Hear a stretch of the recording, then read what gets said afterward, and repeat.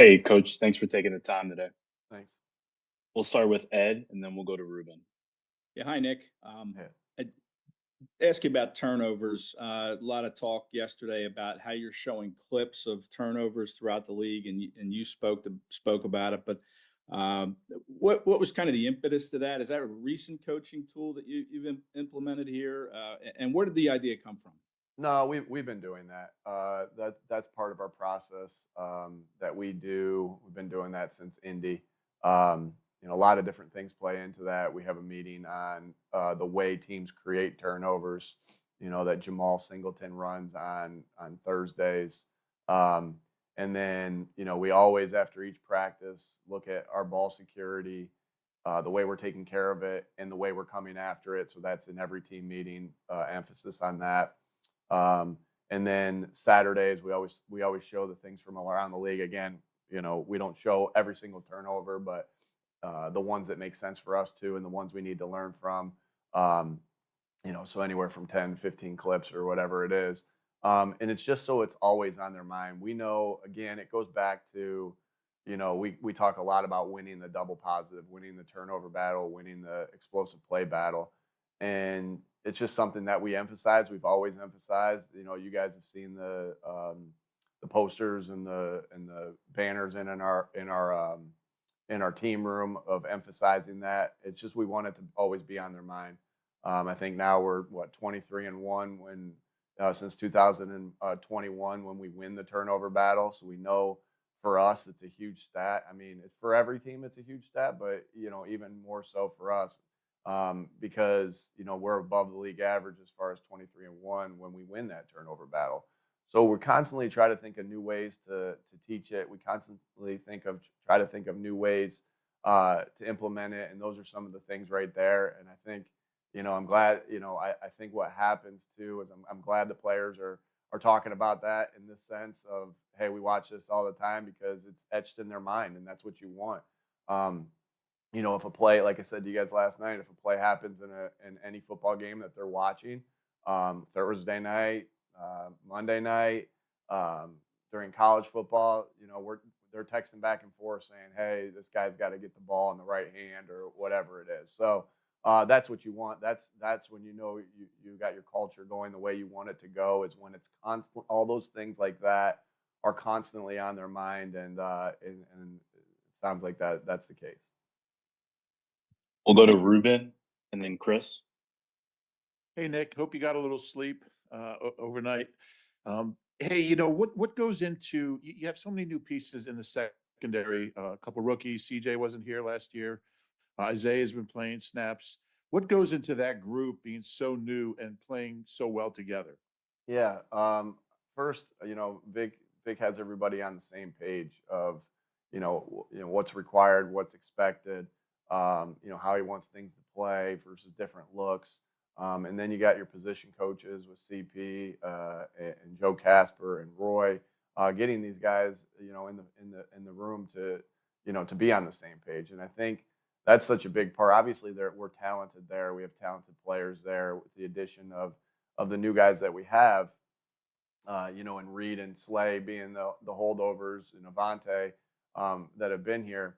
And so, but they've worked really hard to be on the same page. One of the easiest ways to get beat in the secondary, in my opinion, is not one-on-one matchups. One of the easiest ways to give up plays is when you're not all on the same page. We work really hard to do that.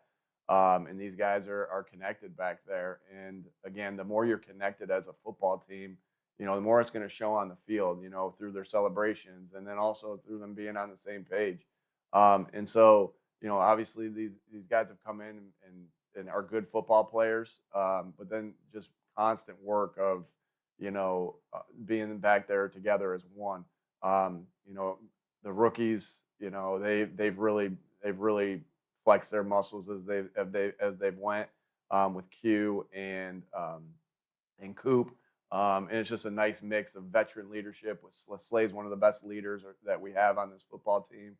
So it's the combination of the veteran leadership, with the middle group as far as the guys that have played 4, 5, 6 years in the league to the young guys. Thank you. We'll go to Chris, and then Jeff. Afternoon, Nick. It's a third straight year now. You guys have had at least a win streak of at least 5 games. What's something I know personnel changes over time, but what's something that you've learned about this current group that you have right now during that win streak, and how do you guys maintain this over the rest of the year? Yeah, we're just worried about the next one, and that's I think that's all you can do is like no one's thinking about a win streak when it's the first game, and you shouldn't be thinking about it in the fifth game. You just want to continue to play good football, um, and so and wins clump together as they have.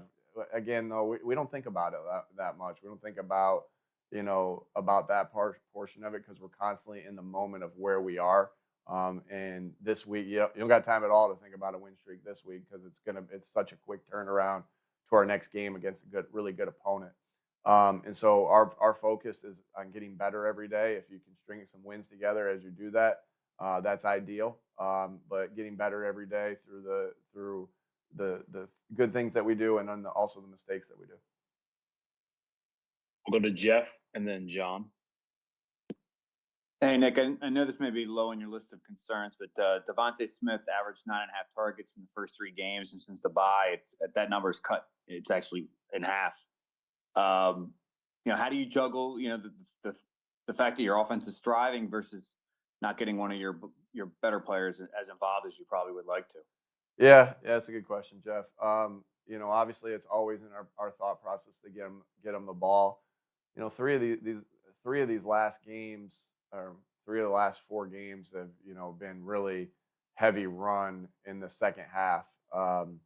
Because of the leads that we had, and probably more so. I think if you add all the snaps up that Devonte hasn't played in that portion, he hasn't played a lot in that portion of the game. Obviously, got to take a lot of the guys out yesterday with rest, but it's still on our mind to get him the ball. It's still on our mind to get AJ the ball. It's still on our mind to get Dallas the football, right? And there's going to be games where it's gonna have to go that way. And right now we have a formula of how we're winning.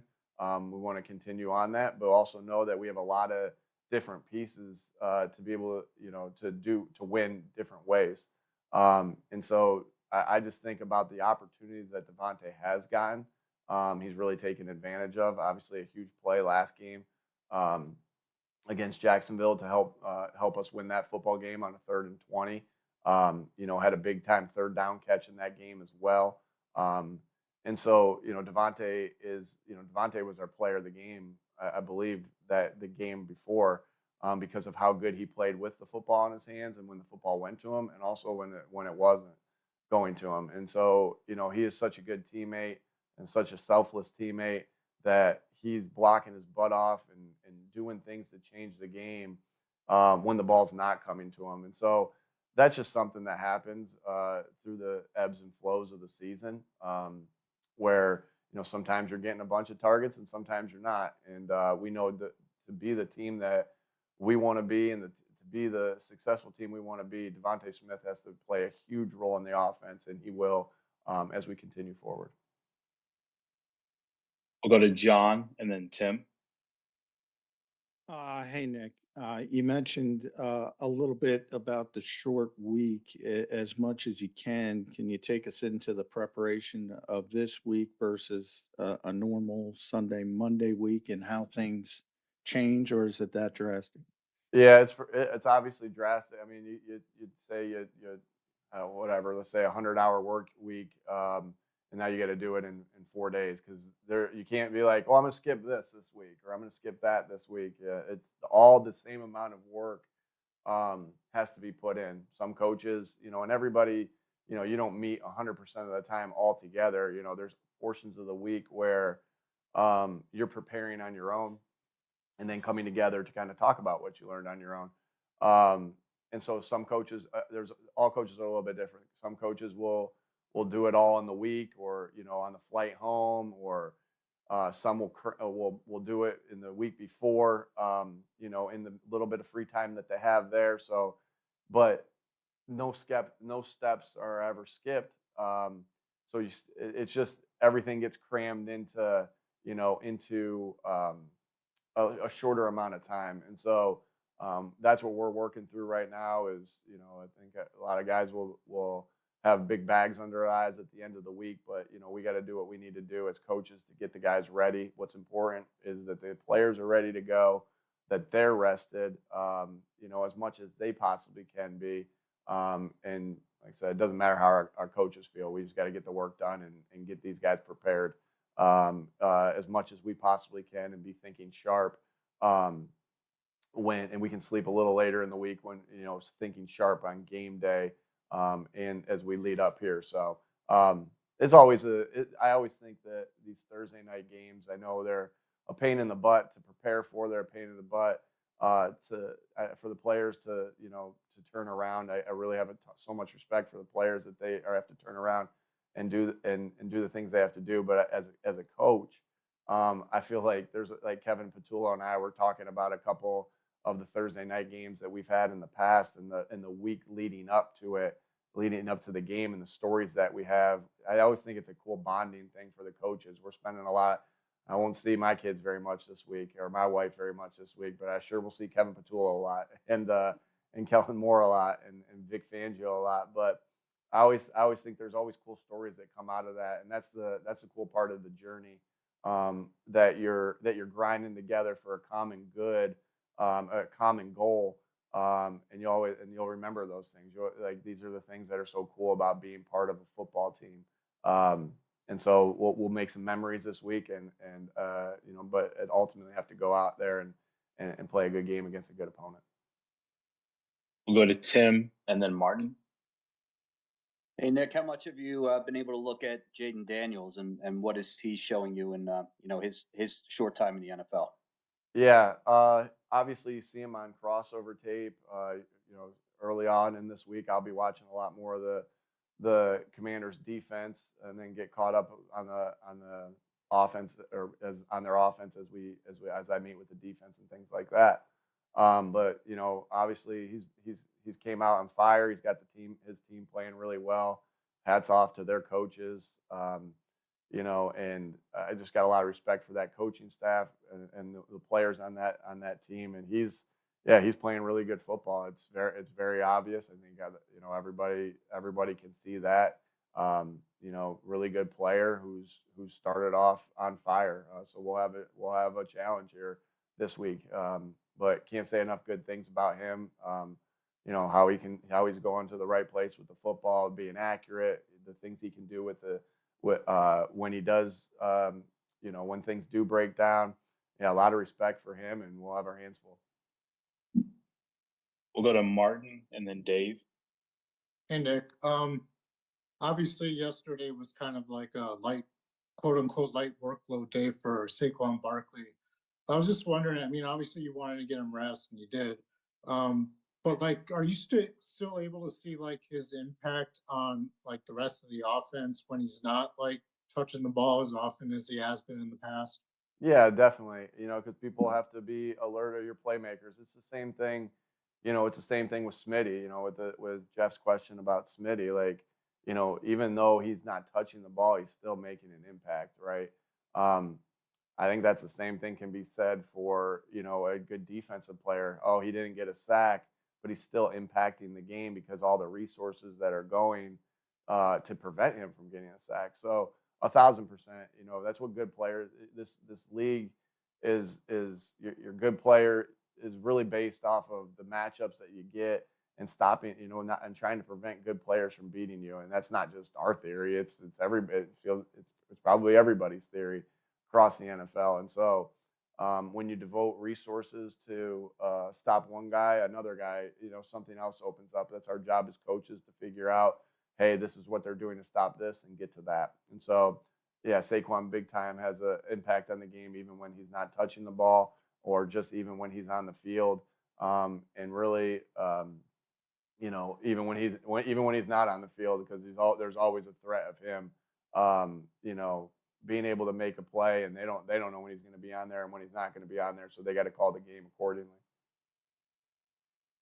We'll go to Dave and then Bob.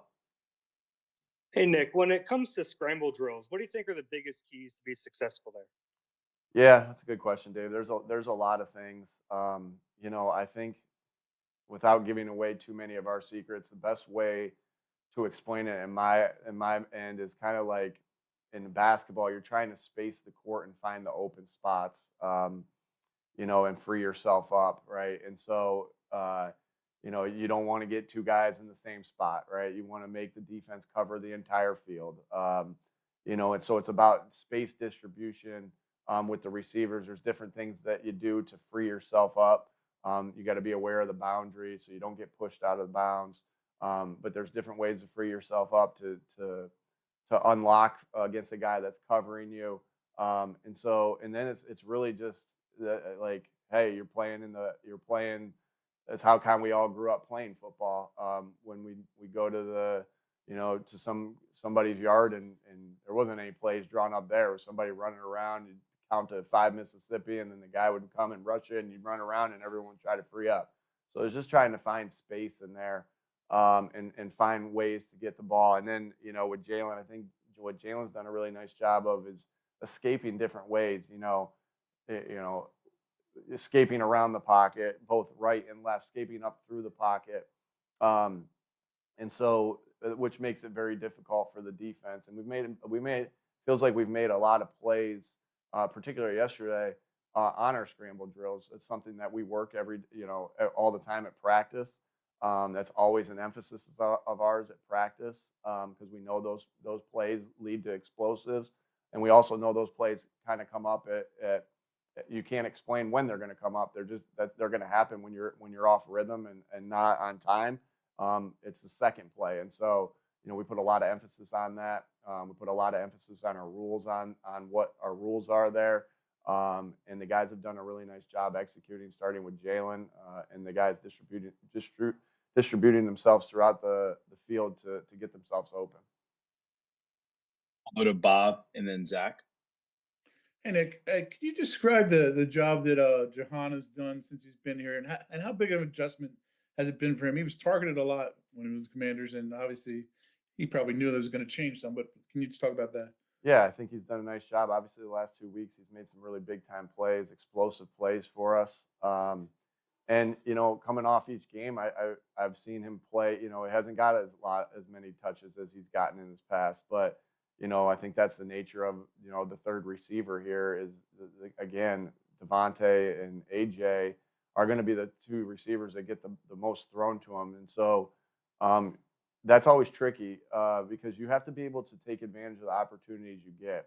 Jahan's used to in college and even at Washington, 5, 6, 7 targets a game. Well, maybe you're only going to get 1, 2, 3 targets a game here, and what are you going to do with those opportunities? And I think that the guys that take advantage of their opportunities, are the ones that get rewarded with more opportunities. And so, that's certainly a case, with Jahan as Jalen continues to trust him, as the coaching staff continues to trust him. But it's really a tribute to him and the player and the person that he is to be, because that's not easy, to have all those opportunities and then all of a sudden not. You really got to. Again, it comes down to moving on, play the next play. Yeah, you might not have got the play here, but you never know when the play's coming to you. And to be able to make it and take advantage of those 1, 2, 3 opportunities you get a game. And Jahan these last couple of weeks has done a really nice job of that. What's unnoticed probably about Jahan is when he runs off, the space on the field that he can create with his vertical speed. He has a handful in the last couple of games too of really nice blocks that have set some runs off and some bubbles and some different things, some screens and stuff like that off. And so we're pleased with how he's playing. And he's playing tough. He's playing physical. He's playing, and taking advantage of those opportunities. So he needs to continue that, and we expect him to continue that. And I'm really excited that he's part of this football team. We'll go to Zach and then Bo. Hey, good afternoon, Nick. Is Jordan Milada a possibility for Thursday night? And if so, how do you ascertain his readiness in a week of walkthroughs? Yeah, good question, Zach. Yeah, we'll see. We'll see how this week goes of putting him in positions to see if he can do some things. Obviously we'll have to be creative there, knowing that we will be doing walkthroughs. There's some different things we'll do later in the week that will be a little bit more than walkthrough to help with that as well. To get their bodies going. So we'll have to be creative with that with Jordan. I think one thing that will be, even though we're doing walkthroughs, we'll still have some individual periods at times, to get the guys going. Again, just so their bodies are moving. So those will be opportunities for him to do that. But like I said, we'll see where he is by the end of the week. We don't have to make a decision now. We have time. Excited that he has the possibility to be back, but again, Fred's done a nice job, and we'll play it by ear. If Jordan's not ready, he won't go. If he's ready, he'll go. So we'll see where we are at the end of the week. We'll finish with Bo here. Hey, Nick, just curious what your conversations were like with Cliff when you were interviewing him for the OC position. Yeah, a lot of respect for him. He's been a really good coach at different levels for a long time, and then respect that him being the former player, quarterback. I got a lot of respect always for former quarterbacks that become coaches, and how they've seen the game and how they can relate to the game. Thought he was outstanding in the interview. Obviously chose Kellen in our particular case, but both guys were great. Were both great possibilities to say, and so a lot of respect for Cliff, and then the job that he's done to date in Washington and his career as a whole. Thanks for the time, Coach. Thanks, guys.